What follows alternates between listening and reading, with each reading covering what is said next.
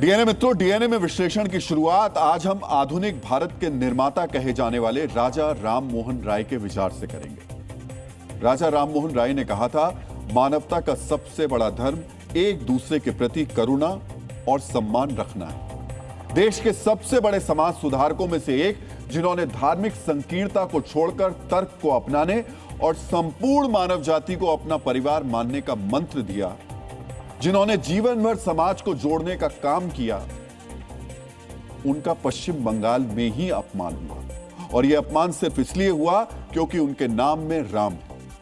राम नाम से घृणा करने वाले कट्टरपंथियों ने एक कॉलेज की बिल्डिंग पर लिखे उनके नाम से राम शब्द को मिटा दिया और ममता बनर्जी की सरकार इस पर चुप्पी साधे बैठी रही। अब जब नई सरकार आई है, तब राम का वो नाम भी वापस आ गया है। कॉलेज की बिल्डिंग पर लिखे उस नाम को फिर से पूरा किया गया है। यानी आप कह सकते हैं, टीएमसी की सरकार जाते ही बंगाल में राम वापस आ गए। मित्रों, ये सिर्फ एक गलती नहीं थी जिसे सुधारा गया, ये एक तरह से राम के नाम को मिटाने वाली सोच पर चोट है। ये उस अतिवादी मानसिकता के खिलाफ संदेश है जिसे राम से नफरत है। मित्रों, स्वतंत्रता सेनानी विपिन चंद्र पाल ने कहा था कि राजा राम मोहन रॉय ने भारतीय समाज में स्वतंत्र विचार और सामाजिक न्याय की नींव रखी। लेकिन बंगाल में कुछ ऐसी वैचारिक विकृतियां खड़ी हो गईं जिन्हें राजा राम मोहन राय के नाम में मौजूद राम से भी समस्या होने लगी। विशैली सोच वाले ऐसे लोगों के भीतर घृणा की मात्रा कितनी अधिक है, इसका उदाहरण कोलकाता के राम मोहन कॉलेज में देखने को मिला। वहां कॉलेज बिल्डिंग पर लिखे कॉलेज के नाम से राम शब्द को 3 महीने पहले मिटा दिया गया। बिल्डिंग के ऊपर पत्थर पर कॉलेज का पूरा नाम उकेरा गया था, लेकिन राम से घृणा करने वालों ने उसे छेनी हथौड़े से कुरेद कुरेद कर मिटा दिया। सोचिए, राम के नाम पर छेनी और हथौड़े चलाए गए, इन हथियारों से राम नाम को हटाया गया। यह घटना 3 महीने पहले की है। उस समय पश्चिम बंगाल में टीएमसी की सरकार थी।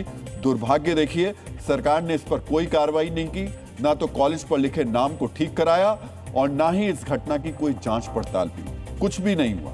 कॉलेज प्रशासन से लेकर सरकार तक सभी ने इसे एक सामान्य घटना मानकर चुप्पी साध ली। जब शुभेंदु अधिकारी मुख्यमंत्री बने, तब जाकर मिटाए गए नाम को फिर से लिखने की हिम्मत दिखाई गई। कलर से राम का नाम लिख दिया गया। हमारे संवाददाता वहां पहुंचे, उन्होंने लोगों से बात की।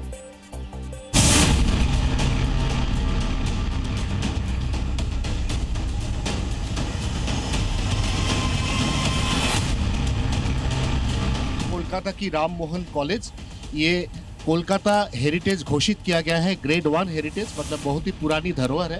राजा राम मोहन राय, कोलकाता की संस्कृति, कोलकाता के इतिहास में बहुत ही सम्मान के साथ उसका नाम लिया जाता है।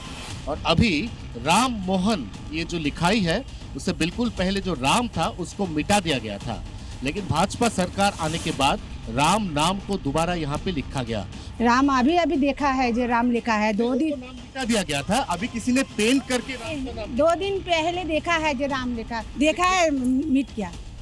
हाँ। पहले दिन जब आई थी तो मुझे लगा था कि मोहन लिखा है, राम मोहन तो नहीं है, तो सब लोगों ने बोला नहीं राम मोहन है, तो मैं भी थोड़ा कॉन्फ्यूज थी। ये सही नहीं हुआ है, मैंने कॉलेज का साथ भी और जिसका नाम लेके ये किया गया उनके साथ भी। जिन्होंने भी ये काम किया है वो बहुत गलत काम किया है, क्योंकि राम मोहन राय को ऐसे इंसल्ट नहीं किया जा सकता है।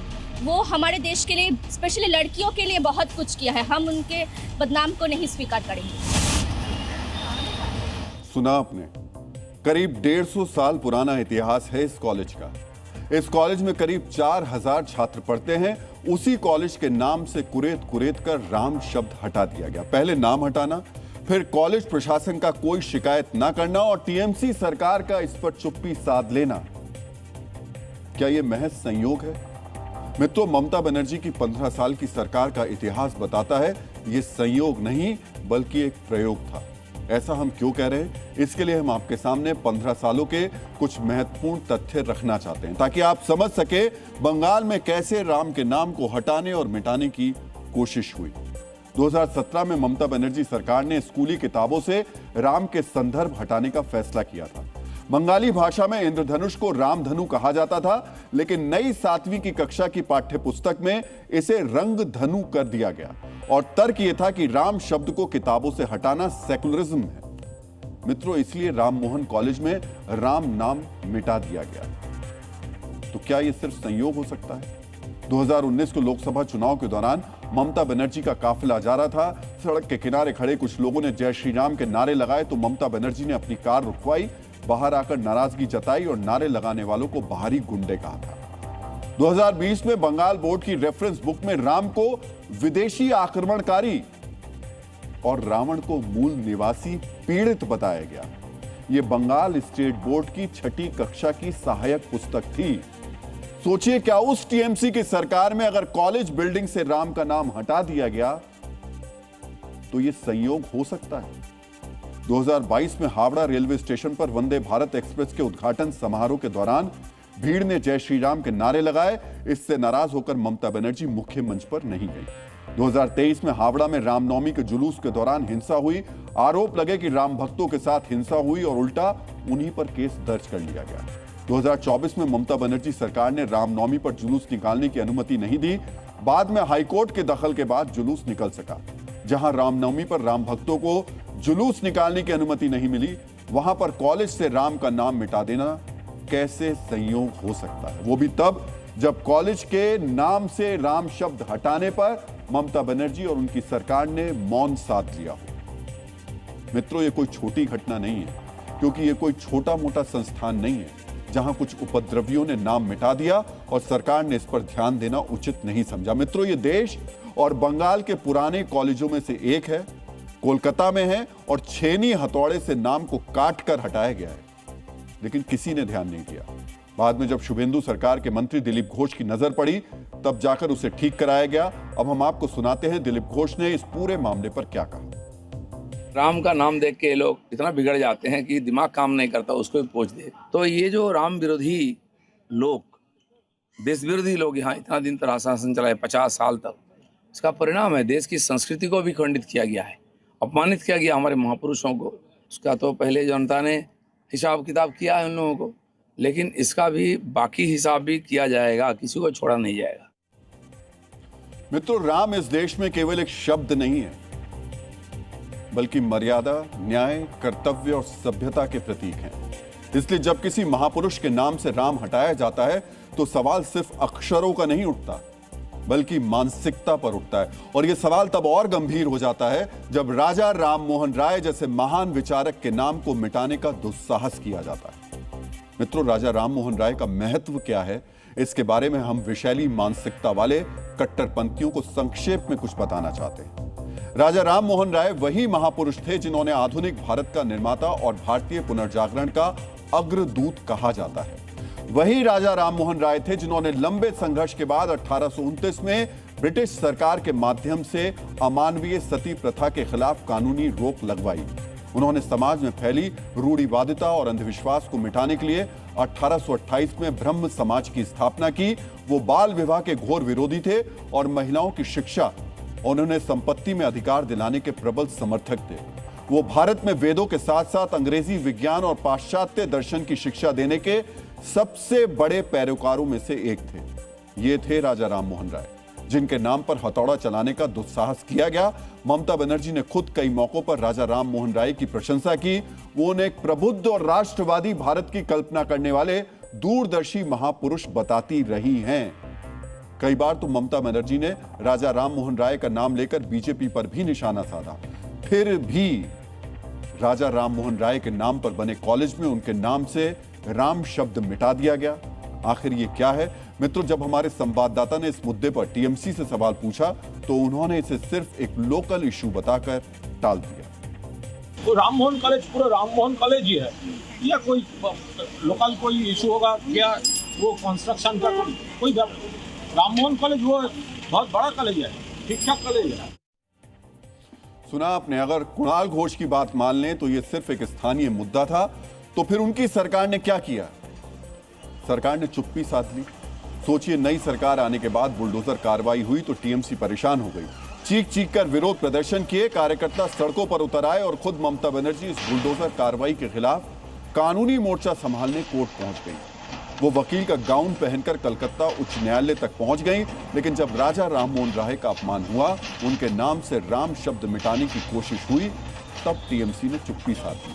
हमारा सवाल आज टीएमसी से है, अवैध अतिक्रमण हटाने पर आप शोर मचाते हैं, लेकिन जब कॉलेज पर अंकित नाम से राम को हटाया जा रहा था, तब आप क्या कर रहे थे? इसे इग्नोर क्यों कर रहे थे? मित्रों, ये सिर्फ नैतिक पाप नहीं है, बल्कि कानून की नजर में एक जुर्म। किसी कॉलेज पर लिखे नाम को मिटाना, हटाना या उनसे नुकसान पहुंचाना भारतीय कानून के तहत एक गंभीर दंडनीय अपराध माना जाता है। भारतीय न्याय संहिता की धारा 324 के तहत इसके लिए 1 से 2 साल तक की जेल, जुर्माना या दोनों हो सकते हैं। यदि नुकसान 1 लाख रुपए से अधिक का हो तो सजा 5 साल तक बढ़ सकती है। अगर कॉलेज राजा राम मोहन राय जैसे किसी महापुरुष या किसी विशेष धार्मिक सांस्कृतिक पहचान से जुड़ा हो और नाम हटाने से समाज में तनाव पैदा होने की आशंका बने तो पुलिस इसमें भारतीय न्याय संहिता की धारा 196 भी जोड़ सकती है। इसके तहत 3 से 5 साल तक की जेल की सजा हो सकती है। लेकिन राम मोहन कॉलेज में जो अपराध हुआ उसकी ना तो शिकायत दर्ज हुई और ना ही पुलिस ने इस पर कोई कार्रवाई की। सोचिए, इतनी बड़ी घटना को लेकर कैसे और क्यों एक सामान्य घटना मानकर चारों तरफ चुप्पी साध ली गई। किसका डर था? और यह कोई डिजाइन किया हुआ डर नहीं था, यह विशुद्ध डर था जिसकी वजह से ना शिकायत हुई ना कार्रवाई हुई। हालांकि अब पुलिस उस शख्स की तलाश कर रही है जिसने यह पाप किया था। मित्रों, सर्वपल्ली राधाकृष्णन ने कहा था कि राम केवल एक देवता नहीं है बल्कि भारतीय जीवन मूल्यों की अभिव्यक्ति है। इसीलिए राम का नाम मिटाया तो जा सकता है, लेकिन उस नाम की विरासत को कभी नहीं मिटाया जा सकता है। इतिहास गवाह है कि जब जब इस विरासत को दबाने की कोशिश हुई तब तब समाज ने उसका जवाब दिया है। जब विरासत जागती है तो बड़े बड़े ताकतवर लोगों को भी मैदान छोड़ना पड़ता है। मित्रों, डीएनए के कल के संस्करण में हमने आपको डिजाइनर डर के बारे में बताया था। हमने बताया था कि कैसे मजहबी नैरेटिव के वैज्ञानिक अपनी प्रयोगशाला में डर को डिजाइन करते हैं। कल हमने मुसलमानों के डिजाइनर डर का डीएनए टेस्ट किया था और आज हम टीएमसी के डर का विश्लेषण करेंगे। मित्रों, पश्चिम बंगाल में सत्ता बदले हुए अभी सिर्फ 10 दिन हुए हैं। मुख्यमंत्री शुभेंदु अधिकारी के पिछले 10 दिन के एक्शन से 15 साल तक राज्य पर शासन करने वाली टीएमसी थोड़ी परेशान नजर आ रही है। टीएमसी के नेता डर में हैं और कोई इस डर तक पहुंच गया है कि चुनावी मैदान ही छोड़कर भाग रहा है और कोई अदालत का दरवाजा खटखटाता नजर आ रहा है। मित्रों, बंगाल चुनाव के समय एक नाम काफी चर्चा में था, जहांगीर खान। दक्षिण 24 परगना के इस टीएमसी नेता ने अपने इलाके में डर का ऐसा आभा मंडल बना रखा था मानो उसकी ही वहां पर हुकूमत चलती थी। फाल्टा से चुनाव लड़ने वाला जहांगीर खान खुद की तुलना फिल्मी विलेन पुष्पा से करता था, लेकिन वही जहांगीर खान अब इतना डर गया है कि चुनावी मैदान तक छोड़ दिया। मुख्यमंत्री शुभेंदु अधिकारी की प्रशंसा करते हुए जहांगीर खान ने क्या कहा, वो सबसे पहले हम आपको सुनाते हैं। आमी फलतार भूमिपुत्र, मैं फाल्टा का पुत्र हूं और मैं चाहता हूं कि फाल्टा में शांति बनी रहे और ये तरक्की करे, सोनार फाल्टा हो। हमारे मुख्यमंत्री शुभेंदु अधिकारी फाल्टा के विकास के लिए एक विशेष पैकेज दे रहे हैं, इसीलिए मैं इस निर्वाचन क्षेत्र में दोबारा होने वाले मतदान से खुद को अलग कर रहा हूं। सुना आपने, ये वही जहांगीर खान है जो आज से 20 दिन पहले तक खुद को फिल्मी विलेन पुष्पा समझते थे। इनके डर से लोग वोट डालने तक नहीं जाते थे और अगर जाते भी थे तो उन्हें सिर्फ टीएमसी को वोट ही देना पड़ता था। इस बार भी जहांगीर खान और उनके समर्थकों पर लोगों ने डराने धमकाने के आरोप लगाए। जब चुनाव आयोग के पर्यवेक्षकों ने सख्ती दिखाई तो जहांगीर खान ने कथित तौर पर धमकियां देनी शुरू कर दी। फाल्टा विधानसभा सीट से वो चुनाव लड़ रहे थे, जहां कई बूथों पर बीजेपी उम्मीदवार के चुनाव चिन्ह के सामने टेप चिपकाने के आरोप लगे। इसके बाद चुनाव आयोग ने वहां मतदान स्थगित कर दिया। अब 21 तारीख को फाल्टा में दोबारा मतदान होना है, लेकिन वोटिंग से 2 दिन पहले ही फाल्टा का पुष्पा डर कर मैदान छोड़ गया। मित्रों, ये डर यूं ही नहीं आया है। इसकी वजह नई सरकार और मुख्यमंत्री शुभेंदु अधिकारी की सख्ती है। मुख्यमंत्री बनने के बाद शुभेंदु अधिकारी ने फाल्टा के इस पुष्पा को लेकर क्या कहा था, वो अब हम आपको सुनाते हैं। कोथाय गेलेन तथाकथित पुष्पा नाकी नाम, कहाँ गए जो खुद को पुष्पा कहा करते थे? कहाँ हैं जो मार देंगे काट देंगे बोलते थे? कहाँ है पुष्पा? कोथाय पुष्पा? आप सब मेरे ऊपर छोड़ दीजिए, हम देख लेंगे। हमारे ऊपर छड़े दिन।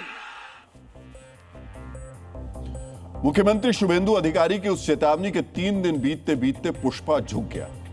वो इतना झुक गया कि मैदान छोड़कर भाग गया। मित्रों, यही होता है असली डर। हालांकि टीएमसी का कहना है कि जहांगीर का चुनावी मैदान छोड़ना उनका निजी फैसला है और पार्टी का उससे कोई लेना देना नहीं है। सोचिए, फाल्टा में टीएमसी का मतलब ही जहांगीर खान माना जाता था। वो अभिषेक बनर्जी का करीबी है। अब जब वो डर कर मैदान छोड़ गए तो टीएमसी इसे उसका निजी फैसला बता रही है। इस पूरे मामले पर बीजेपी क्या कह रही है वो भी हमें आपको सुनवा देते हैं। बहुत सारे लोग पुष्पा बनते हैं, कभी कुछ बनते हैं, लेकिन पुष्पा तो फुश हो गया इस बार। तो ये सारे जो पुष्पा है और उनके जो बॉस है ना, डायमंड में मैं जब जाता था तो हर जो लैंप पोस्ट होता था उसके ऊपर फोटो के साथ लिखा होता था एबी झुकेगा नहीं। तो अब सब झुक रहे हैं, तो एबी का एजेंट भी झुक गया, आगे एबी भी झुकेगा। मित्रों, जो लोग गलत काम करते हैं उनके लिए डर बहुत बड़ी चीज होती है। कानून का डर क्या होता है, इसके एक और तस्वीर अब हम आपको दिखा देते हैं। उत्तर 24 परगना जिले की बनगांव नगर पालिका के पार्षद सुकुमार रॉय को पुलिस ने गिरफ्तार किया। टीएमसी नेता सुकुमार रॉय पर सेक्स रैकेट चलाने का आरोप है। सोचिए, जो पुलिस 10 दिन पहले तक टीएमसी के ऐसे नेताओं की ओर देखती तक नहीं थी, वही पुलिस अब उन्हें घसीट कर ले जा रही है और सुकुमार रॉय डर से कांपता नजर आ रहा है। मित्रों, ये असली डर है जो सिर्फ निचले स्तर के नेताओं में ही नहीं है बल्कि टीएमसी के बड़े नेताओं में भी दिखाई दे रहा है। उन्हीं में से एक अभिषेक बनर्जी का नाम भी शामिल है। ममता बनर्जी के भतीजे और टीएमसी के नंबर 2 नेता अभिषेक बनर्जी इसलिए डरे हुए हैं क्योंकि उन्हें अब अपने घर पर बुलडोजर चलने का खतरा नजर आने लगा है। कोलकाता नगर निगम ने उनकी संपत्तियों पर कथित अवैध निर्माण को लेकर डिमोलिशन और जांच के नोटिस जारी किए। आरोप है कि उनके आवास और उनसे जुड़ी संपत्तियों के निर्माण में स्वीकृत भवन योजना का उल्लंघन कर अतिरिक्त या अवैध निर्माण किया गया है। उन्हें जवाब देने के लिए 7 दिन का समय दिया गया। डीएनए मित्रों, अभिषेक बनर्जी के साथ साथ टीएमसी के उन दफ्तरों पर भी सरकार की नजर है जो कथित रूप से अवैध तरीके से बनाए गए। कोलकाता और हावड़ा समेत कई इलाकों में अवैध निर्माणों को गिराने के लिए बुलडोजर तैनात किए जा रहे हैं। अब बुलडोजर आसनसोल के बर्नपुर में टीएमसी के दफ्तर तक पहुंच गया है। बर्नपुर के त्रिवेणी मोड़ पर स्थित टीएमसी युवा कांग्रेस के दफ्तर को बुलडोजर से गिराया गया। आरोप है यह दफ्तर steel authority of India limited यानी सेल की जमीन पर कब्जा करके बनाया गया। मित्रों, नतीजों के ठीक 24 घंटे बाद कोलकाता के ऐतिहासिक हॉक मार्केट इलाके में टीएमसी के ट्रेड यूनियन दफ्तर पर भी बुलडोजर चला था। हालांकि वो सरकारी बुलडोजर नहीं था, लेकिन शपथ लेने के बाद से सीएम शुभेंदु अधिकारी अतिक्रमण हटाने को लेकर के संकल्प है और इसका डर ममता बनर्जी में भी दिख रहा है। उन्होंने तो अदालत में जाकर गुहार लगाई कि सरकार बुलडोजर ना चलाए। मित्रों, एक तरफ दफ्तर टूटने का डर है, दूसरी तरफ दफ्तर छूटने का भी डर है। नादिया हावड़ा से लेकर उत्तर 24 परगना तक टीएमसी को वो दफ्तर छोड़ने पड़ रहे हैं जिन पर कब्जा किया गया था। टीएमसी के कई दफ्तर उसके हाथ से निकल गए हैं। उनके स्थानीय कार्यकर्ताओं के खिलाफ भी पुलिस कार्रवाई कर रही है। पिछले 10 दिन में 400 से ज्यादा लोगों की गिरफ्तारियां हुई, जिनमें ज्यादातर टीएमसी से जुड़े बताए जा रहे हैं। पहली बार पुलिस खुलकर कार्रवाई करती दिखाई दे रही है, इसीलिए टीएमसी के भीतर डर का माहौल नजर आ रहा है। इस बीच बंगाल में मुस्लिम जातियों को ओबीसी सूची से हटा दिया गया है। ममता सरकार में ओबीसी आरक्षण में मुस्लिमों को अलग कोटा देने की कोशिश की गई थी, लेकिन मुख्यमंत्री शुभेंदु अधिकारी की सरकार ने तुष्टीकरण वाले इस फैसले के खिलाफ अधिसूचना जारी कर दी है। कल मुख्यमंत्री शुभेंदु अधिकारी अपने कार्यालय में बीएसएफ के अधिकारियों से मुलाकात करेंगे। उस बैठक में सीमा पार फेंसिंग के लिए दी गई जमीन से जुड़े दस्तावेजों पर हस्ताक्षर किए जाएंगे।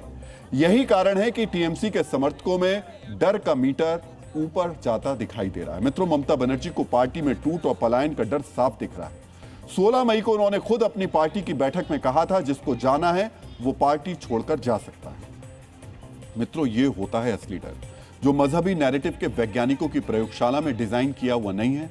ये डर एक स्वाभाविक मानवीय भावना है। जब कोई गैर कानूनी काम करता है, जब कोई सत्ता के नशे में चूर होकर मनमानी करता है, जब कोई फैसला संविधान और न्याय के आधार पर नहीं बल्कि वोट बैंक और तुष्टीकरण की राजनीति के हिसाब से लेता है, तब ऐसा डर लगता है, जो इस समय टीएमसी के नेताओं को लग रहा है। मित्रों, इन दिनों बंगाल में परिवर्तन की लहर चल रही है। सत्ता बदल गई है, सिस्टम बदल गया है और अब स्टैच्यू भी बदले जा रहे हैं। भारत में फुटबॉल का मक्का कहे जाने वाले कोलकाता में एक स्टैच्यू को हटाने की तैयारी शुरू कर दी गई है। यह मूर्ति कोलकाता के सॉल्ट लेक स्टेडियम से बाहर लगी हुई है। अगर आप गौर से देखेंगे तो नीचे एक बड़ा सा पत्थर का बोर्ड भी लगा मिलेगा। इस बोर्ड पर लिखा है design and concept bye Mamata Banerjee, यानी फुटबॉल से जुड़ी इस प्रतिमा का डिजाइन खुद पूर्व मुख्यमंत्री ममता बनर्जी ने बनाया था। अब समझिए आखिर ममता दीदी की कला से प्रेरित इस कृति को हटाया क्यों जा रहा है। पश्चिम बंगाल के खेल मंत्री निशित प्रामाणिक ने कहा है कि यह प्रतिमा बेहद अजीब और विभत्स है। धड़ के ऊपर का हिस्सा हटाकर वहां फुटबॉल लगा दी गई। देखने में यह प्रतिमा बिल्कुल भी दिल को छूने वाली नहीं लगती। इस स्टैच्यू का कोई मतलब नहीं है, इसी वजह से स्टेडियम के बाहर खड़ी इस प्रतिमा को हटाया जाएगा। मित्रों, ये फुटबॉल और आधे शरीर वाले मानव की मूर्ति 2017 में लगाई गई थी। भारत में अंडर 17 फुटबॉल वर्ल्ड कप के मौके पर इस मूर्ति का अनावरण किया गया था। सबसे खास बात तो हम आपको बता ही चुके हैं कि इस मूर्ति का डिजाइन दीदी ने तैयार किया था। अब बंगाल में परिवर्तन की लहर है तो शुभेंदु सरकार को यह मूर्ति अजीब लग रही है। सरकारें बदलती हैं तो बहुत कुछ बदलता है, इसीलिए हमने सियासी चश्मा हटाकर कोलकाता की आम जनता और फुटबॉल प्रेमियों से पूछा, क्या उनकी नजर में यह आधे शरीर वाली मूर्ति अजीब है या नहीं। बिल्कुल हटा देना चाहिए, क्योंकि वो दिखने में थोड़ा मतलब ओल्ड हो गया और दिखने में बिल्कुल भी अच्छा नहीं लगता है वो। तो आई थिंक अगर उसको रेनोवेट करें या उसको नया कुछ करें तो शायद बेटर होगा इसमें। उसको हटा देना चाहिए, क्योंकि जो डिज़ाइन है उसका दिखने में अच्छा नहीं है एक तो, और उसके जगह दूसरा कोई स्टैचू हो गया या हम लोग के जो इंडिया का जो फुटबॉल प्लेयर है उनका कोई एक मेमोरियल वो देना चाहिए। हम लोगों का बंगाल से बहुत प्लेयर उठा था पहले, तो अभी भी उठता है। तो जो चुनी गोस्वामी है, सुनील छेत्री है, बाईचुंग भूटिया है, वो सारा चीज़ अभी ईस्ट बंगाल मोहनबागान का खेला वहाँ पर होता है। तो कोई भी एक दिक्पाल जो है बंगाली का या कोई भी इंडियन जो है जो फुटबॉल खेले है, उनका स्टैचू वहाँ पर रहने से वो अच्छा होगा। ममता दीदी के डिजाइन वाली इस मूर्ति पर जनता ने अपनी राय दे दी है। सरकार ने फैसला कर लिया है तो मूर्ति का हटना भी तय है। लेकिन यह पहली बार नहीं है जब अजीब दिखने का हवाला देकर किसी बड़े स्टैच्यू को हटाया गया हो। ज्यादा पीछे जाने की जरूरत नहीं है। 21वीं सदी की कुछ घटनाएं आपको फुटबॉल से जुड़ी अजीब सी दिखने वाली मूर्तियों से जुड़े किस्से बता देंगी।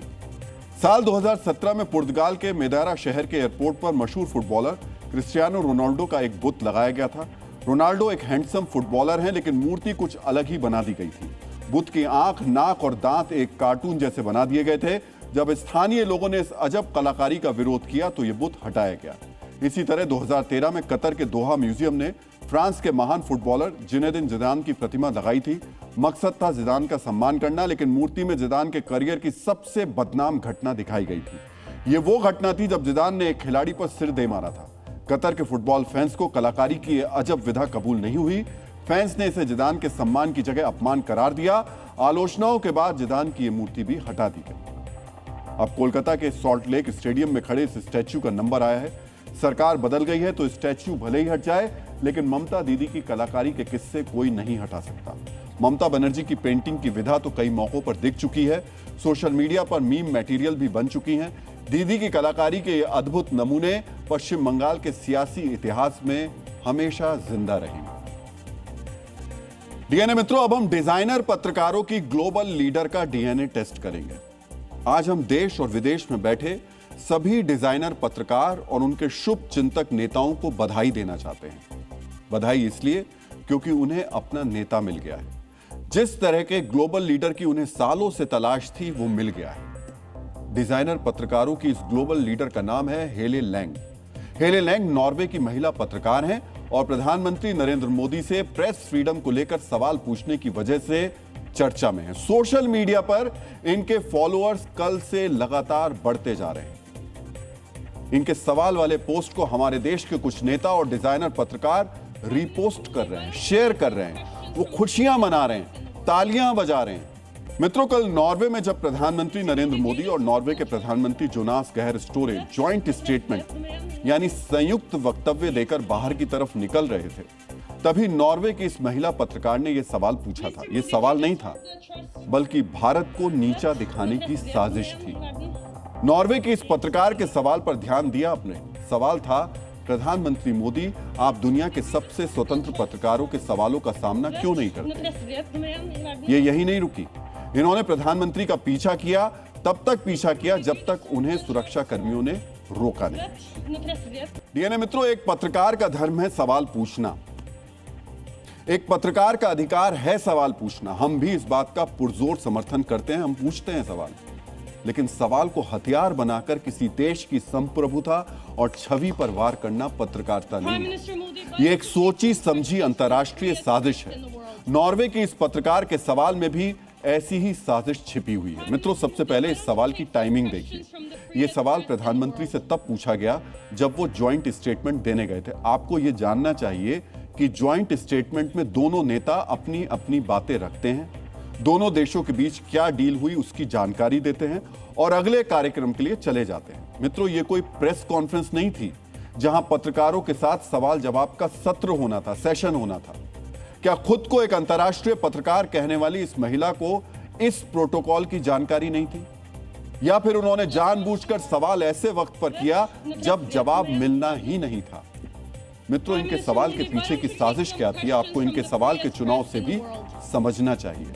नॉर्वे की इस पत्रकार ने सीधे वर्ल्ड प्रेस फ्रीडम इंडेक्स यानी विश्व प्रेस स्वतंत्रता सूचकांक का हवाला देते हुए भारतीय मीडिया यानी हम पर और लोकतंत्र यानी आप पर निशाना साधा। इस महिला पत्रकार ने न सिर्फ प्रोटोकॉल तोड़कर सवाल पूछा, बल्कि इसे सोशल मीडिया पर शेयर भी किया और इस पोस्ट के कैप्शन में लिखा, वर्ल्ड प्रेस फ्रीडम इंडेक्स में नॉर्वे पहले स्थान पर है जबकि भारत 157वें स्थान पर है और फिलिस्तीन, अमीरात तथा क्यूबा से प्रतिस्पर्धा कर रहा है। सोचिए, इस सवाल को हमारे देश के डिजाइनर पत्रकार और कुछ नेता शेयर कर रहे हैं और मजे लेते हुए पूछ रहे हैं, देखो ऐसे होते हैं पत्रकार। इन्होंने तो प्रधानमंत्री नरेंद्र मोदी से सवाल पूछ लिया। इन्हें इस बात की जरा सी भी परवाह नहीं कि वो सवाल भारत को नीचा दिखाने वाला था। वो सवाल बीजेपी के नेता नरेंद्र मोदी से नहीं पूछा गया था, वो सवाल भारत के प्रधानमंत्री से पूछा गया था। मित्रों, हेले लैंग जिस प्रेस फ्रीडम इंडेक्स का जिक्र कर रही हैं, आपको आज उसकी सच्चाई भी जाननी चाहिए।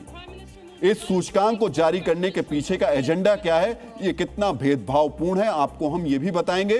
लेकिन पहले आपको उस पत्रकार का बायोडेटा जानना चाहिए जिन्होंने नॉर्वे में भारत के प्रधानमंत्री के दौरे के बीच भारत विरोधी एजेंडा चलाने की कोशिश की। डीएनए मित्रों, जिस महिला पत्रकार ने भारत के खिलाफ एक खास नैरेटिव फैलाने की कोशिश की, उसका नाम आप जान ही चुके हैं। इनका नाम हेले लैंग है, जो नॉर्वे के एक अखबार के लिए काम करती है। मित्रों, सोशल मीडिया प्लेटफॉर्म पर प्रधानमंत्री नरेंद्र मोदी से सवाल पूछने का वीडियो शेयर करने के बाद से हेले लैंग वायरल हैं। आज भारत में गूगल पर सबसे ज्यादा सर्च किए गए नामों में से एक नाम हेले लैंग का है। कई लोग इनके लिए किए गए काम को क्रांति मान रहे हैं। जो लोग बात बात पर समाज से, सरकार से, मीडिया से सवाल पूछते हैं, उन्हें यह सवाल इतना भा गया है कि इन्होंने हेले लैंग को स्टार मान लिया है, ग्लोबल लीडर समझ लिया है। लेकिन आज इन लोगों को हेले लैंग की टाइमलाइन को थोड़ा और स्क्रॉल करना चाहिए था, क्योंकि स्वयंभू क्रांतिकारी पत्रकार हेले लैंग की क्रांति आज पूरे 2 साल के बाद जागी है, पूरे 2 साल के बाद। इस सवाल का वीडियो पोस्ट करने से पहले 2 साल तक इनकी क्रांति सो रही थी। आखिरी बार इन्होंने 10 अप्रैल 2024 को पोस्ट किया था। ऐसा नहीं कि 770 दिनों में इन्होंने किसी वर्ल्ड लीडर से सवाल जवाब नहीं किया हो। दुनिया के सबसे बड़े लोकतंत्र के राष्ट्राध्यक्ष नरेंद्र मोदी से पहले वो दुनिया के सबसे पुराने लोकतंत्र के राष्ट्रपति डोनाल्ड ट्रंप से भी मिली थी, ट्रंप से भी सवाल जवाब किया था। लेकिन यहां 2 बातें गौर करने वाली हैं। एक तो उनके तेवर बहुत नरम थे और दूसरा, उन्होंने इस वीडियो को कहीं पोस्ट नहीं किया। ऐसे में सवाल उठता है कि हेले लैंग ने 2 साल से सोशल मीडिया प्लेटफॉर्म एक्स पर इनएक्टिव हेले लैंग अचानक से हाइपर एक्टिव कैसे हो गई? क्या ये अटेंशन बटोरने की कोशिश है या फिर कुछ और है? जहां तक अटेंशन बटोरने की बात है तो हेले लैंग इस मकसद में तो सफल हो गई हैं, क्योंकि जब इन्होंने इस वीडियो को पोस्ट किया तब उनके 600 फॉलोअर्स थे। सोचिए, जब पोस्ट किया था तब 600 फॉलोअर्स थे और अभी इस वक्त 33,000 फॉलोअर्स हैं। लेकिन हेले लैंग के सवाल से यह मामला इससे कहीं आगे का लग रहा है। मित्रों, अगर हेले लैंग के सवाल को सवाल पूछने के लहजे को और जिस तरह उन्होंने प्रधानमंत्री मोदी का लिफ्ट तक पीछा किया, उस पर गौर किया जाए तो यह पता चलता है कि वो बार बार एक ही सवाल, एक ही नैरेटिव दोहरा रही थी। ऐसा लग रहा है कि वो एक स्क्रिप्ट फॉलो कर रही थी। उन्होंने कल से लेकर अभी तक सोशल मीडिया पर जो भी पोस्ट किया, हर बार लगभग एक जैसी ही चीज लिखी है। ऐसे में सवाल उठता है, क्या नॉर्वे में भारत के खिलाफ कोई खास एजेंडा चल रहा है? मित्रों, इस सवाल का जवाब जानने से पहले आपको हेले लैंग को भारत का जवाब भी देखना चाहिए। मित्रों, हेले लैंग का पहला सवाल था, क्या भारत सवालों से भागता है? ज्वाइंट स्टेटमेंट के वक्त पूछे गए हेले लैंग को उनके हर सवाल का जवाब भारत के विदेश मंत्रालय ने अपनी प्रेस कॉन्फ्रेंस में दे दिया। ज्वाइंट स्टेटमेंट के बाद विदेश मंत्रालय ने एक आधिकारिक प्रेस कॉन्फ्रेंस की। इस प्रेस कॉन्फ्रेंस में हेले लैंग को भी आमंत्रित किया गया। विदेश मंत्रालय के सचिव सीबी जॉर्ज ने जब जवाब देना शुरू किया तो ऐसा लग रहा था कि हेले लैंग की नीयत में खोट था। वो सिर्फ भारत को नीचा दिखाने वाले सवाल पूछना चाहती थी, जवाब सुनने में उनकी कोई दिलचस्पी नहीं थी। वो बार बार भारतीय राजनयिकों को टोकती रही, लेकिन पूर्वाग्रह से ग्रसित इस पत्रकार को साफ और सरल भाषा में जवाब दिया गया। Let me finish my answer to the question. You ask me a question. You ask me a question. You ask me a question, let me answer. You ask me a question, let me answer. Okay? I will come to that. I will come to you. Please have patience. Please have questions. No, when to answer. क्या जवाब देना है, कहाँ जवाब देना है और कैसे जवाब देना है, ये मेरा विशेषाधिकार है। आपने सवाल पूछा है, लेकिन मुझे किसी खास तरीके से जवाब देने के लिए मत कहिए। मुझे जवाब देने दीजिए, मैं जवाब दूंगा। आपका पहला सवाल भारत पर भरोसे को लेकर था। आप जानते हैं कि भारत ने क्या किया। जब हम G20 की मेजबानी कर रहे थे, उससे ठीक पहले हमने 3 शिखर सम्मेलन आयोजित किए थे। ये ग्लोबल साउथ की आवाज शिखर सम्मेलन था। हम दुनिया की कुल आबादी का छठा हिस्सा हैं, लेकिन दुनिया की समस्याओं का छठा हिस्सा नहीं हैं। हमारे पास एक संविधान है जो लोगों के अधिकारों और उनके मौलिक अधिकारों की गारंटी देता है। हम समानता में विश्वास करते हैं, हम मानवाधिकारों में विश्वास करते हैं, और मानवाधिकारों का सबसे बड़ा उदाहरण क्या है? सरकार बदलने का अधिकार, वोट देने का अधिकार, और यही भारत में हो रहा है। डीएनए मित्रों, हेले लैंग ने प्रधानमंत्री मोदी से एक सवाल पूछा था कि भारत पर ट्रस्ट यानी भरोसा क्यों किया जाए। हमारा एक सुझाव है, उन्हें वो यही सवाल अपने प्रधानमंत्री से क्यों नहीं पूछना चाहिए। उन्हें यह सवाल अपने प्रधानमंत्री से पूछना चाहिए था। नॉर्वे के प्रधानमंत्री उन्हें ज्यादा बेहतर तरीके से बता पाएंगे कि नॉर्वे ने अपने सरकारी पेंशन फंड का एक बड़ा हिस्सा यानी करीब 1.5 लाख करोड़ भारत के शेयर बाजार में क्यों निवेश करके रखा है। मित्रों, जाहिर सी बात है, नॉर्वे भारत पर, भारत सरकार पर, भारत के बाजार पर, भारत के लोगों पर भरोसा करता है, तभी ये प्रामाणिक जवाब है। मित्रों, अब आते हैं हेले लैंग के दूसरे भारत विरोधी एजेंडे पर। हेले लैंग ने वर्ल्ड प्रेस फ्रीडम इंडेक्स का जिक्र किया, जिसमें भारत की रैंकिंग 157 है। ये इंडेक्स क्या है? इस इंडेक्स के पीछे की सच्चाई क्या है? इस इंडेक्स को कितने भ्रामक तरीके से तैयार किया गया है, अब आप इसे भी समझ लीजिए। इस इंडेक्स को RSF, रिपोर्टर्स विदाउट फ्रीडम नाम के एक एनजीओ ने तैयार किया है। वैसे तो RSF खुद को एनजीओ बताता है, लेकिन आपको यह जानना चाहिए कि इसकी फंडिंग कहां से आती है। अमेरिकी अरबपति जॉर्ज सोरोस की ओपन सोसाइटी फाउंडेशन इस एनजीओ को भारी भरकम पैसा देती है। यानी जॉर्ज सोरोस से ये जो पैसा है वो इस RSF को जाता है, और ये वो RSF है यानी रिपोर्टर्स विदाउट बॉर्डर्स, जो कि ये तय करता है कि दुनिया में किस देश में प्रेस को आजादी कितनी है। और आप समझिए इनको पैसा कौन दे रहा है? इनको जो पैसा मिल रहा है वो जॉर्ज सोरोस की तरफ से मिल रहा है। कई लोग और भी देते हैं, लेकिन उनमें से एक जॉर्ज सोरोस भी। मित्रों, दुनिया जानती है कि जॉर्ज सोरोस खुले मंचों से भारत की वर्तमान सरकार को हटाने और भारत के आंतरिक मामलों में दखल देने की बात कह चुके हैं। ऐसे में कैसे मान लिया जाए कि इस रिपोर्ट में भारत को लेकर कोई साजिश नहीं हुई होगी? वर्ल्ड प्रेस फ्रीडम इंडेक्स पर सवाल एक और वजह से उठता है। ये इंडेक्स किसी वैज्ञानिक डेटा पर आधारित नहीं है, बल्कि सिर्फ कुछ चुनिंदा विचारकों, पत्रकारों और एनजीओ के सदस्यों को भेजे गए एक प्रश्नावली के सवाल जवाबों के आधार पर इसको तैयार किया जाता है। अब ये सोचने वाली बात है कि 140 करोड़ की आबादी वाले देश का सच महज कुछ दर्जन पूर्वाग्राही कैसे तय कर सकते हैं। मित्रों, यही वजह है कि इस रैंकिंग में भारत 157वें स्थान पर है। आज हेले लैंग और वर्ल्ड प्रेस फ्रीडम इंडेक्स बनाने वालों को भारतीय मीडिया के बारे में और उसके कुछ आंकड़ों को भी देखना चाहिए। भारत में 1,40,000 से ज्यादा अधिक पंजीकृत यानी रजिस्टर्ड समाचार पत्र और पत्रिकाएं हैं, 1 लाख से ज्यादा। देश में लगभग 400 से अधिक न्यूज चैनल चल रहे हैं। ये चैनल और अखबार हिंदी, अंग्रेजी के अलावा 22 से ज्यादा क्षेत्रीय भाषाओं में बेखौफ होकर अपना काम कर रहे हैं। इसके अलावा सोशल मीडिया यानी फेसबुक, ट्विटर और यूट्यूब पर कितने चैनल्स न्यूज और करंट अफेयर्स से जुड़े हैं, इसका अंदाजा भी नहीं लगाया जा सकता। साथ ही इस देश की जनता सोशल मीडिया पर दिल खोलकर अपनी राय रखती है। अगर भारत में प्रेस फ्रीडम नहीं होती तो क्या इतनी भारी संख्या में स्वतंत्र मीडिया चैनल और यूट्यूबर्स हर रोज सरकार की नीतियों का विश्लेषण कर पाते?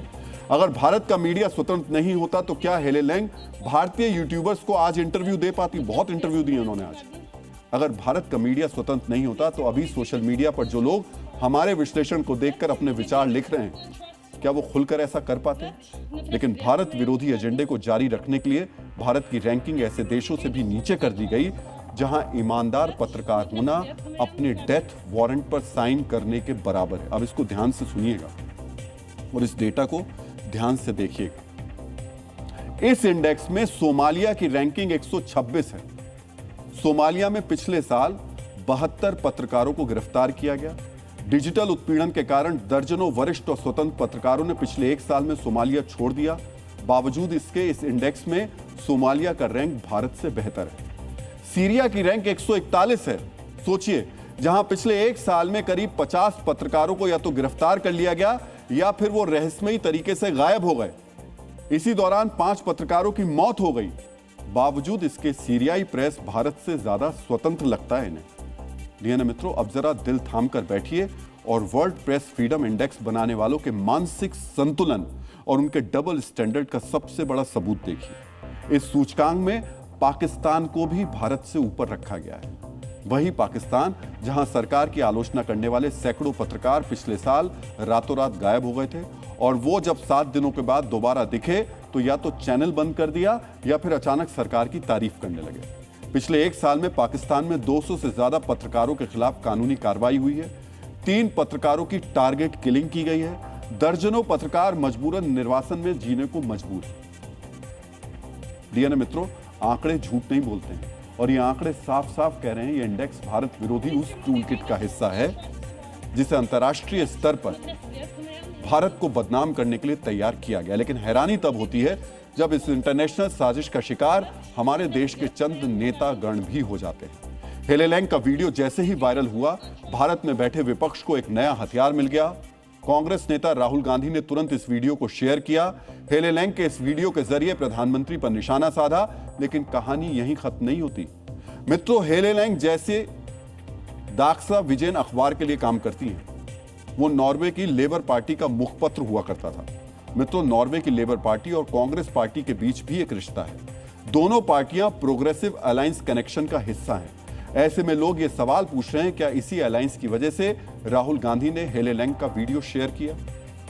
राहुल गांधी के इस पोस्ट के बाद पत्रकार हेले लैंग ने उन्हें टैग करते हुए एक इंटरव्यू के लिए आमंत्रित कर दिया। क्रोनोलॉजी समझिए। विदेशी धरती पर भारत को घेरने की स्क्रिप्ट लिखी जाती है। भारत का विपक्ष उस विदेशी पत्रकार को हीरो बना देता है और बदले में वो पत्रकार विपक्ष के नेता को इंटरनेशनल कवरेज का प्लेटफॉर्म देती है। राहुल गांधी अकेले नेता नहीं है जिन्होंने भारत विरोधी इस पत्रकार के जरिए अपने देश के प्रधानमंत्री पर निशाना साधा।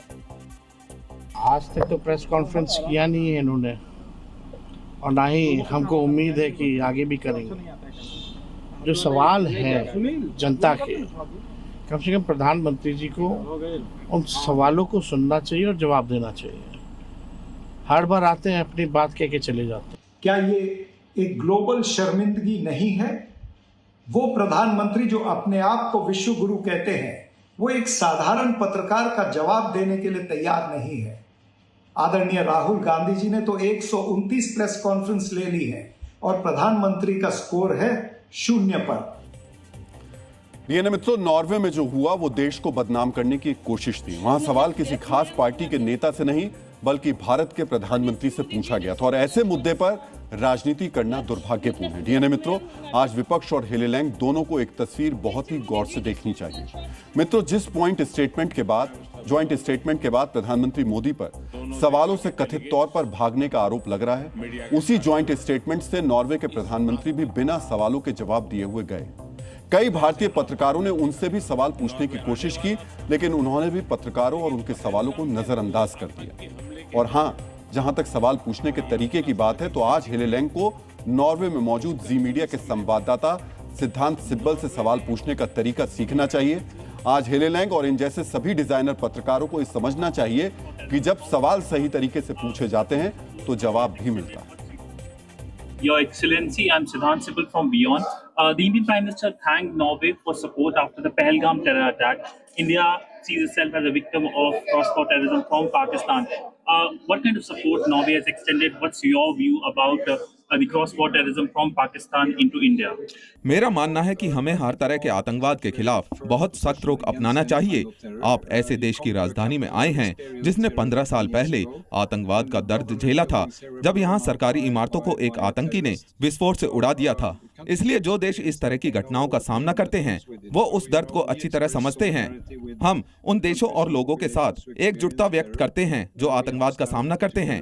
हमें आतंकवाद के खिलाफ एक साथ खड़ा होना होगा, उसके सबसे खतरनाक रूपों से लड़ना होगा और उसे रोकना भी होगा। इसके लिए राजनीतिक सहयोग जरूरी है। आज की इस यात्रा ने यह साबित कर दिया है कि नॉर्वे और भारत एक दूसरे के और करीब आ रहे हैं। मित्रों, नॉर्वे की राजधानी ओस्लो में हेले लैंग ने जो किया वो पत्रकारिता नहीं थी, बल्कि भारत के खिलाफ एक एजेंडा था। भारत की छवि को धूमिल करने वाली टूलकिट का हिस्सा था। फर्जी सूचकांकों का सहारा लेकर एंटी इंडिया सेंटीमेंट्स को जगाने की एक कोशिश थी और एक बार फिर यह कोशिश नाकाम हुई। ये एजेंडा औंधे मुंह गिर गया। मित्रों, नॉर्वे में ही भारत और नॉर्डिक देशों का तीसरा शिखर सम्मेलन खत्म हो गया। अब हम आपको इस शिखर सम्मेलन से आए शुभ समाचार बताने जा रहे हैं। इस सम्मेलन की सबसे खास बात यह रही कि आतंकवाद के मुद्दे पर भारत के रुख का सभी सदस्य देशों ने समर्थन किया। सभी सदस्यों ने एक सुर में कहा कि आतंक को प्रायोजित करने वाले पक्ष उसके लिए जिम्मेदार ठहराया जाए। इसके साथ ही साथ एआई और ग्रीन एनर्जी के क्षेत्र में सहयोग बढ़ाने पर सहमति बनी। संयुक्त राष्ट्र की कार्यप्रणाली को बेहतर करने पर भी सभी देश राजी हुए। एक और खास बात यह कि नॉर्डिक देश ब्लू इकोनॉमी यानी समुद्री रास्ते के जरिए भारत के साथ व्यापार बढ़ाने पर सहमत हो गए। पीएम मोदी के इस दौरे की सबसे बड़ी कामयाबी रही नॉर्वे के साथ सहयोग आगे भी बढ़ाना। नॉर्वे ने भारत के साथ स्वास्थ्य और इंफ्रास्ट्रक्चर के क्षेत्र में निवेश और सहयोग बढ़ाने पर समझौता किया है। इसके साथ साथ समुद्री सुरक्षा के मामले में भी भारत और नॉर्वे एक साथ आगे बढ़ेंगे। भारत की विदेश नीति के लिए इस यात्रा को एक मील का पत्थर कहा जाएगा, क्योंकि ये पहली बार है जब नॉर्डिक देशों के साथ भारत का सहयोग इस स्तर तक आगे बढ़ा है। मित्रों, अब हम उस रणनीति का विश्लेषण करेंगे जिसने भारत को दशकों पुरानी बीमारी या नक्सलवाद से मुक्ति दिलाई। हम बात कर रहे हैं गृह मंत्री अमित शाह के उस मॉडल की जिसकी चर्चा आज पूरे देश में हो रही है। गृह मंत्री ने बस्तर की धरती से गर्व के साथ ऐलान किया कि भारत अब नक्सलवाद के खूनी साए से पूरी तरह मुक्त हो चुका है। बस्तर नक्सल मुक्त हो गया। 19 मई 2026 की ये तिथि है कि जहां से नक्सल प्रभावित क्षेत्र में संपूर्ण विकास की परिकल्पना को लॉन्च किया जा रहा है। साल 1970 के दशक से शुरू हुआ यह खूनी खेल साल 2026 में आखिरकार समाप्त हो गया। आखिर ये नामुमकिन दिखने वाला काम मुमकिन कैसे हुआ, आइए इसे आसान और सीधे शब्दों में समझते हैं। अमित शाह मॉडल का पहला सबसे बड़ा स्तंभ है जीरो टॉलरेंस की नीति और सुरक्षा बलों की चौतरफा घेराबंदी। इस रणनीति के तहत साफ संदेश दिया गया कि जो भी हथियार उठाएगा उसे गोली का जवाब गोली से ही मिलेगा। इसके लिए बस्तर और दूसरे दूरदराज के इलाकों में 300 से ज्यादा नए सुरक्षा कैंप स्थापित किए गए। इन कैंपों ने नक्सलियों के सुरक्षित ठिकानों को पूरी तरह घेर लिया और उनके मूवमेंट्स को रोक दिया। इसके साथ ही केंद्रीय एजेंसियों जैसे एनआईए और ईडी ने नक्सलियों की फंडिंग और उनके शहरी मददगारों यानी अर्बन नक्सल इकोसिस्टम पर करारी चोट की। हथियारों और पैसों की सप्लाई पूरी तरह कट जाने से नक्सलियों की रीढ़ की हड्डी टूट गई। डीएनए मित्रों, बाजार में एक ऐसी खबर आ रही है जिसने निवेशकों की चिंता बढ़ा दी है। चांदी की चमक अचानक फीकी पड़ने लगी है। अगर आप कमोडिटी मार्केट पर नजर रखते हैं या घर के लिए चांदी खरीदने की सोच रहे हैं तो आपके लिए यह खबर बेहद महत्वपूर्ण हो सकती है। आज चांदी के भाव में सीधे 3000 रुपए की बड़ी गिरावट देखी गई। हर कोई अब यही पूछ रहा है, जो चांदी कुछ समय पहले तक आसमान छू रही थी वो अचानक क्यों लुढ़क रही है? क्या चांदी में निवेश करना अब एक बड़ा जोखिम बन चुका है? अगर हम खुदरा बाजार की बात करें तो वहां भी चांदी 5000 रुपए टूटकर 2,85,000 रुपए प्रति किलोग्राम तक आ गई है। आज एमसीएक्स बाजार में भी करीब 3% की बड़ी गिरावट आई। इस समय बाजार में जो स्थिति बनी हुई है उसे एक्सपर्ट सामान्य मुनाफा वसूली नहीं मान रहे हैं। इसके पीछे अंतर्राष्ट्रीय बाजार में चांदी पर सट्टेबाजी का ना होना और वैश्विक मांग में कमी आने का डर और रेट शॉक एक साथ काम कर रहा है। रेट शॉक का मतलब बाजार में ब्याज दरों को लेकर अचानक आया बड़ा बदलाव। इस गिरावट का पहला कारण हमारे देश की नीतियों और आयात शुल्क से जुड़ा हुआ है। भारत में सरकार ने जब सोने और चांदी पर 6% से बढ़ाकर शुल्क 15% किया तो घरेलू बाजार में कीमतों में अचानक एक आर्टिफिशियल तेजी आ गई। अब वैश्विक कीमतों में गिरावट और बाजार के ठंडे होने से वो अतिरिक्त प्रीमियम बाजार से बाहर निकल रहा है। इस गिरावट की एक बड़ी वजह अमेरिका में ब्याज दरों को लेकर बड़ा डर भी है। यही नहीं, वैश्विक बाजार में कीमती धातुओं पर दबाव इसलिए भी आया क्योंकि अमेरिका में महंगाई की चिंता फिर से बढ़ गई है। अमेरिका का केंद्रीय बैंक यानी फेडरल रिजर्व आने वाले समय में ब्याज दरें बढ़ा सकता है। नियम यह है, जब अमेरिकी बॉन्ड से मिलने वाला रिटर्न बढ़ता है तो चांदी जैसी संपत्तियों का निवेशकों में आकर्षण घट जाता है, क्योंकि चांदी पर कोई नियमित ब्याज या रिटर्न नहीं होता। इसका एक बड़ा फैक्टर बाजार में शॉर्ट बिल्डअप का होना है। जब बड़े व्यापारी और निवेशक ये भांप लेते हैं कि कीमतें नीचे जाने वाली हैं, तो वो कीमतों के गिरने पर मुनाफा कमाने के लिए नए दांव लगाने लगते हैं। इसे बाजार की भाषा में शॉर्ट पोजीशन कहते हैं। जब ये बिकवली बढ़ती है तो कीमतों पर दबाव और ज्यादा गहरा हो जाता है। डीएनए में अब आज का संदेश। इंसान का फोकस हमेशा रॉकेट के नेविगेशन सिस्टम जैसा होना चाहिए। याद रखिए, रॉकेट को अंतरिक्ष तक उसकी शक्ति ही नहीं बल्कि सही दिशा भी पहुंचाती है।